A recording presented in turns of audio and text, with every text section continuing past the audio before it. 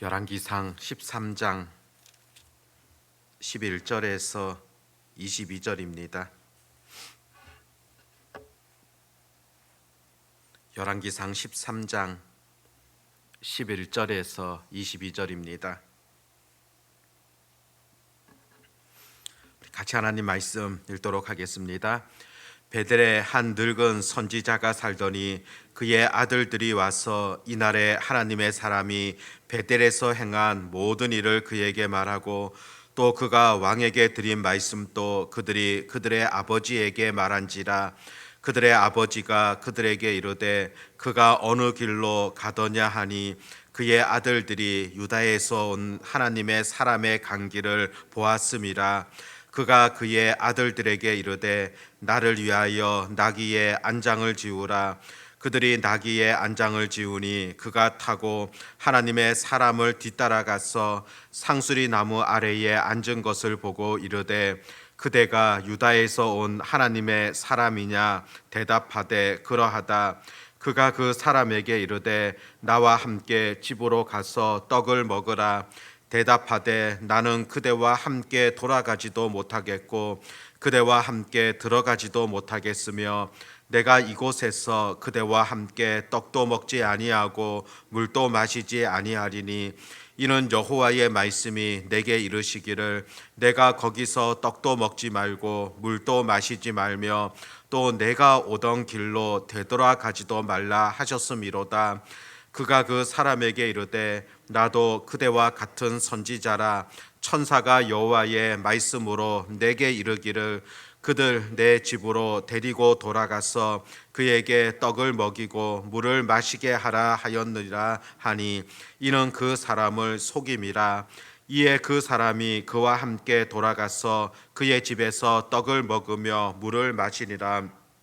그들이 상 앞에 앉아 있을 때에 여호와의 말씀이 그 사람을 데려온 선지자에게 임하니 그가 유다에서부터 온 하나님의 사람을 향하여 외쳐 이르되 여호와의 말씀에 내가 여호와의 말씀을 어기며 내 하나님 여호와께서 내게 내리신 명령을 지키지 아니하고 돌아와서 여호와가 너더러 떡도 먹지 말고 물도 마시지 말라 하신 곳에서 떡을 먹고 물을 마셨으니 내 시체가 내 조상들의 묘실에 들어가지 못하리라 하셨느니라 하니라.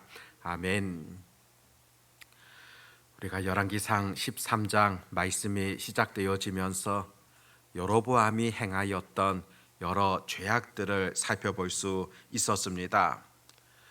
하나님 앞에 온전한 그런 제사를 드렸던 것이 아니라 자신의 방법대로 또 자기가 금 송아지 우상을 만들어 놓고 또 제단을 쌓게 되어졌던 그 모습, 그것을 보셨던 하나님께서 선지자를 보내어 주셨습니다. 바로 남유다에 있었던 선지자가 바로 북이스라엘의 여로보암 왕을 찾아와서 경고하게 되어집니다. 죄에 대하여서 지적하게 되어지고 또 북이스라엘이 지속적으로 우상을 섬기게 되어진다면 이와 같은 하나님의 심판이 임하게 될 것이다. 그런 경고의 말씀을 들려주지 않았습니까? 그 이후에 이어지는 사건이 바로 오늘 이 본문의 사건이다 볼 수가 있습니다. 11절에 보니까 베델에 한 늙은 선지자가 살더니 그의 아들들이 와서 이날에 하나님의 사람이 베델에서 행한 모든 일을 그에게 말하고 또 그가 왕에게 드린 말씀도 그들이 그들의 아버지에게 말한지라. 그런데 베델에 한 늙은 선지자가 있었다. 그렇게 본문이 시작하고 있지 않습니까? 베델이라는 지역은 우리가 앞서서도 살펴보았지만은 여로보암이 북이스라엘을 통치하면서 우상 숭배의 거점으로 삼았던 그곳이 바로 베델이라는 그런 지역입니다. 단과 베델에 금 송아지를 놓고서는 하나님이다 그렇게 외쳤던 곳이지 않습니까? 나라가 나뉘어질 때 남유다 북이스라엘 나누어질 때 북이스라엘 쪽에서도 제사장들 또 선지자들이 있었습니다. 그런데 여로보암은 어떻게 했었습니까? 예루살렘에서 그 성전 업무를 담당하였던 제사장들, 그들을 다 파면하게 되어집니다. 그리고 레위 지파가 아닌 사람들도 제사장으로 세우게 되어지는 엉뚱한 그런 일들을 자행하게 되어집니다. 절기도 자기가 만들어서 제사를 하게 되어지는 이와 같은 모습들을 볼 수 있었습니다. 그러다 보니까 북이스라엘에 있었던 제대로 된 제사장들, 선지자들, 그들은 어떻게 하겠습니까? 더 이상 북이스라엘에 거주하지 못하고 남유다 쪽으로 내려오지 않겠습니까? 그래서 남유다에서 예루살렘 성전에서 봉사하게 되어지는 그런 일들이 벌어질 수밖에 없었다는 겁니다. 그렇기 때문에 북이스라엘 같은 경우에는 하나님을 온전하게 섬기는 제사장, 선지자 찾아보기 어려웠던 것입니다. 지난 본문에서 여로보암이 죄를 지었을 때도 지적했던 자, 북이스라엘에 있었던 자가 아니라 바로 남유다에서 왔던 하나님의 사람이었다, 선지자다, 그렇게 소개를 하고 있습니다. 그런데 오늘 본문이 시작되면서는 베델에 한 늙은 선지자가 있었다고 그렇게 소개하지 않습니까? 과연 이 사람은 어떤 사람이었겠습니까? 여러 내용들을 돌아볼 때 하나님의 말씀을 올바르게 전하는 그런 선지자라기보다는 여로보암과 상당히 타협했던 그런 사람이라 추측해 볼 수가 있습니다. 실제로 오늘 11절에도 보면 늙은 선지자의 아들들이 있었다 소개하고 있는데, 그 늙은 선지자의 아들들은 그 여로보암과 또 유다에서 왔던 하나님의 사랑과의 대화, 그 모습들을 옆에서 지켜보았던 것으로 그렇게 여겨집니다. 그래서 아버지에게 와서 그동안에 있었던 모든 일들에 대하여서 일러주었다, 그렇게 기록하고 있지 않습니까? 아마도 늙은 선지자의 아들들은 여로보암이 금송아지를 두고서 제사 행위를 할 때도 곁에서 보고 있었다거나 아니면 도와주었던 그런 사람이었을 것이다 보여집니다. 그 아버지 또한 여로보암을 도와가지고 거짓 선지자로 활동을 하였던 그런 사람이다 추측해 볼 수 있습니다. 아무튼 이 늙은 선지자가 아들들의 말을 들어보니까 남유다에서 한 사람이 올라왔는데 이와 같은 이야기도 했고, 또 왕의 손이 마르기도 했다가 또 왕의 손이 낫기도 했다, 그리고 북이스라엘을 향하여서 심판을 선포하였다, 그와 같은 전체적인 이야기를 듣게 됩니다. 그럴 때 이 늙은 선지자는 유다에서 온 선지자를 만나려고 합니다. 아들들에게 물어서는 그 선지자가 어디로 향하였느냐 묻게 되어지고, 결국에는 그 선지자를 쫓아가지 않습니까? 14절에 보면 하나님의 사람을 뒤따라가서 상수리 나무 아래에 앉은 것을 보고 이르되 그대가 유다에서 온 하나님의 사람이냐 대답하되 그러하다. 늙은 선지자가 그 유다에서 온 선지자를 만나게 됩니다. 그리고서는 하는 말이 나와 함께 내 집으로 가서 떡을 먹자. 사실 선지자를 대접한다는 거 참 귀한 일이지 않습니까? 또 집으로 초대하여서 선지자를 그 떡을 베푸는 것, 이와 같은 일들은 과거에도 많이 있었던 그런 일이었습니다. 그런데 실제로 그 앞선 말씀들을 보면은 유다에서 온 선지자에게 하나님 특별히 들려주셨던 그런 말씀이 있지 않습니까? 앞선 8절에 보면 하나님의 사람이 왕께 대답하되 왕께서 왕의 집 절반을 내게 준다 할지라도 나는 왕과 함께 들어가지도 아니하고 이곳에서 떡도 먹지 아니하고 물도 마시지 아니하리니. 실제로 이 말들을 하나님의 사람이 듣게 되어지고 또 오늘 그 늙은 선지자에게도 그대로 전해주지 않습니까? 17절에 보면 이는 여호와의 말씀이 내게 이르시기를 내가 거기서 떡도 먹지 말고 물도 마시지 말며 또 내가 오던 길로 되돌아가지도 말라 하셨음이로다. 하나님의 말씀이 자신에게 그 북이스라엘 땅에 가서는 떡도 먹지 말고 물도 마시지 말라고 했다. 그래서 나는 그냥 돌아가야 되겠다고 그렇게 이야기를 하지만은 그 늙은 선지자는 또 어떻게 이야기를 합니까? 16절 18절 말씀을 보면 그가 그 사람에게 이르되 나도 그대와 같은 선지자라. 천사가 여호와의 말씀으로 내게 이르기를 그를 내 집으로 데리고 돌아가서 그에게 떡을 먹이고 물을 마시게 하라 하였나니라 하니 이는 그 사람을 속임이라. 늙은 선지자가 하는 말이 하나님께서 천사를 통하여서 나에게도 말했는데 바로 이 선지자를 대접하라고 했다. 데리고 가서 떡을 먹이고 물을 마시도록 해라. 그렇게 말을 하는 겁니다. 유다에서 온 선지자는 하나님께서 이것을 하지 말라고 했다. 베델의 늙은 선지자는 아니 또 하나님께서 천사를 통하여서 나에게는 이것을 하라고 했다. 누구의 말이 사실이겠습니까? 실제로 18절 뒷부분 보면은 이는 그 사람을 속임이라 그렇게 표현되어집니다. 늙은 선지자가 지금 속이기 위하여서 그렇게 했다는 사실을 보게 되어집니다. 결국에 그 유다에서 온 선지자는 늙은 선지자의 말을 듣게 되어지고 그 집에 가게 되어지고 또 떡을 먹고 물을 마시게 되어집니다. 그런데 이때 놀라운 일이 벌어지지 않습니까? 그때 하나님의 말씀이 늙은 선지자에게 임하였다 그렇게 표현하는데 너가 하나님의 명령을 지키지 않았기 때문에 하나님의 벌이 임하게 될 것이다.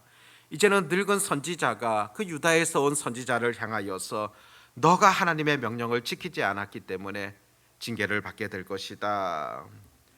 결국 오늘 읽었던 본문 이후의 내용을 보면 유다에서 온 선지자가 죽게 되어지는 그런 일들이 나타나게 되어진다는 겁니다. 실제로 오늘 본문 같은 경우에는 해석하는 것이 쉽지 않고 또 이해하기 어려운 그런 부분이 있습니다.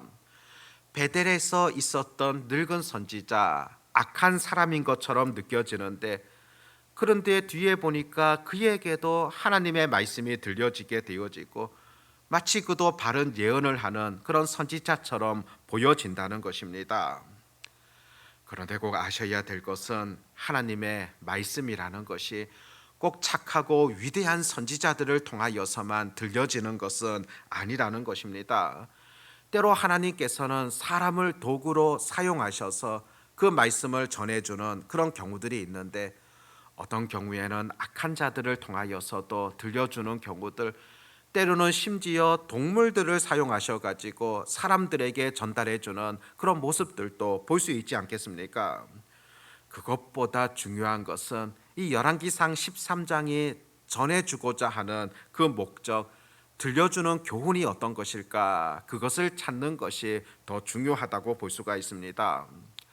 실제로 유다에서 온 그 선지자다, 하나님의 사람이다. 그 사람은 남유다를 상징적으로 보여주는 사람이라 그렇게 볼 수 있습니다. 그 북이스라엘에 있었던 베델의 늙은 선지자는 북이스라엘을 상징적으로 보여주는 그런 인물이라는 것을 먼저 아셔야 됩니다. 북이스라엘 같은 경우 그 출발부터 온전히 하나님을 섬기지 못하고 있습니다. 잘못된 신앙을 가지고서 여로보암이 출발을 하게 되어지는 그런 모습들, 우상들을 가져오게 되어지고 하나님께서 가증하게 여겼던 그런 모든 것들을 섬기게 되어지는 그런 일들을 자행하지 않습니까? 그래서 결국 어제 지난 본문에 보았듯이 북이스라엘이 이와 같은 하나님의 징계를 받게 될 것이다, 심판을 받을 것임을 경고하셨습니다. 그렇다면 남유다는 안전하겠습니까? 물론 남유다가 하나님을 바르게 섬기려고 했던 그런 경우들도 있었지만은 오늘 유다에서 온 선지자가 보여준 것처럼 결국 그 남유다도 망하게 되어진다는 것, 남유다도 심판을 받게 되어진다는 것을 지금 이 오늘의 사건을 통하여서 분명하게 전해준다는 것입니다. 남유다 같은 경우도 하나님의 말씀을 제대로 지키지 아니하고 오늘 그 북의 선지자를 쫓아갔던 것과 같이 너희도 북과 동맹하며 북이 걸어갔던 길들을 따라가게 되어진다면 남유다도 망할 것임을, 남유다도 심판을 받게 될 것임을 전해주시는 그런 의미가 있다는 것을 보셔야 됩니다. 실제로 역사를 보십시오. 북이스라엘이 지속적으로 배교의 길을 걸어갔을 때 BC 722년에 아수르에 의하여서 망하게 되어집니다. 북이스라엘이 먼저 망하게 되어지는데 남유다 또한 어떻습니까? 그로부터 한 140여 년 뒤에 바벨론에 의하여서 BC 586년도에 남유다도 망하게 되지 않습니까? 무엇이 이 남유다와 북이스라엘 망하도록 만들었습니까? 오늘 21절 말씀에도 보듯이 그들이 하나님의 말씀을 어기면서 하나님의 명령을 지키지 아니하였다. 그리고 세상의 외침들, 거짓된 가르침들, 그것을 쫓아갔기 때문이었다. 그렇게 분명하게 가르쳐 주는 것을 보게 되어집니다. 잘못된 세상의 가치관들, 유혹들, 그것을 따라갔기 때문이다. 가르쳐 주고 있습니다. 사실상 오늘도 마찬가지라고 볼 수가 있거든요. 하나님의 말씀을 온전히 따르지 아니하고 하나님의 말씀을 무시하게 되어지고 세상의 가치관을 쫓아가게 되어진다면 그 길이 바로 망하는 길이라는 것을 우리가 보셔야 한다는 것입니다. 끝까지 하나님의 말씀을 지키며 살아간다는 것, 그것이 얼마나 소중한가를 가르쳐 주시는 이 하나님의 말씀이지 않습니까? 북이스라엘, 남유다, 그들이 걸어갔던 그 길을 따라가는 것이 아니라 온전히 하나님의 말씀을 신뢰하며 믿음으로 우리의 길들을 걸어가는 그런 은혜와 다짐들이 오늘도 기도하는 우리 가운데 있어지기를 바랍니다. 기도하겠습니다. 하나님 아버지, 오늘 말씀을 통하여서 하나님의 분명한 뜻을 우리가 바라보게 되어집니다. 하나님의 그 말씀, 그 명령을 쫓아가지 아니하며 세상적인 가르침들을 따라가는 그 민족이 망하게 될 것임을 오늘 선지자들을 통하여서 들려주시는 그 말씀들을 통하여서 다시금 깨닫게 되어집니다. 과거의 그 시대뿐만이 아니라 오늘 우리들에게도 요구하시는 분명한 하나님의 뜻이 있다는 사실을 잊지 않게 하여 주시옵고, 우리 또한 어떤 길로 걸어가야 될 것인가 바른 결정, 바른 판단이 있게 해 주시기를 간절히 소망합니다. 지속적으로 세상은 우리들을 유혹하고 있고 세상의 길들을 쫓아가기를 그렇게 요구하고 있습니다. 잘못된 가르침들 현혹되지 아니하도록 도와주시옵고, 하나님의 바른 말씀을 믿고 들음을 통하여서 온전한 행함이 있는 그런 은혜가 있게 해 주시옵소서. 아버지 하나님, 이번 한 주간의 모든 삶 가운데서도 하나님을 높여드리게 하여 주시옵고, 온전히 하나님을 찬양하며 믿음으로 살아가는 그런 한 주가 되게 하여 주시옵소서. 이번 주간에 또 정교인 수련회가 진행되어집니다. 모든 일정들 또 과정들 순적하게 하나님께서 인도하여 주시옵고, 또 참여하는 모든 성도들이 하나님의 풍성한 은혜를 경험하며 또 주님 안에서 아름다운 교제를 나눌 수 있는 복된 시간이 되게 하여 주시옵소서. 이 모든 일들을 준비하는 손길 가운데에도 지혜와 은혜를 더해 주셔서 끝까지 잘 감당할 수 있도록 친히 하나님께서 보살펴 주시기를 간절히 소망합니다. 온전히 이와 같은 기회들을 통하여서 흥덕 향상교회가 하나님의 은혜 안에 하나가 되어지며 또 하나님의 큰 뜻을 향하여서 달려나갈 수 있는 그런 은혜, 그런 능력들이 나타나게 하여 주시옵소서. 오늘도 이렇게 기도로 하루를 시작할 수 있도록 이끌어 주심을 감사를 드립니다. 이 새벽에도 기도할 때 성령 하나님께서 은혜를 더하여 주시옵고, 또 성령 하나님께서 베풀어 주시는 놀라운 응답의 그런 복도 체험할 수 있도록 하나님 도와주시옵소서. 전능하신 하나님을 온전히 의지하오며 우리 주 예수님의 이름으로 기도드립니다. 아멘.